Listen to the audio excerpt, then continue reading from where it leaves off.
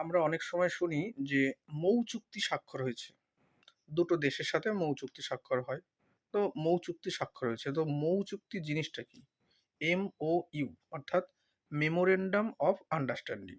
এটাকে বলা হচ্ছে MOU। এবার মেমোরেন্ডাম অফ আন্ডারস্ট্যান্ডিং জিনিসটা কি?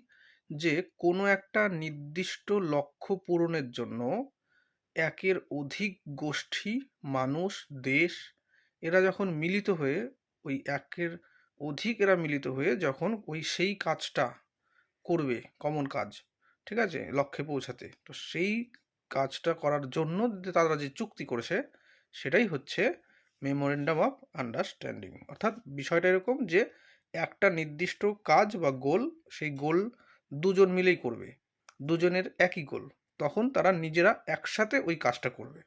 তো সেই কাজ করার জন্য নিজেদের মধ্যে যে চুক্তি সেটাই হচ্ছে মৌ চুক্তি বা মেমোরেন্ডাম অফ আন্ডারস্ট্যান্ডিং।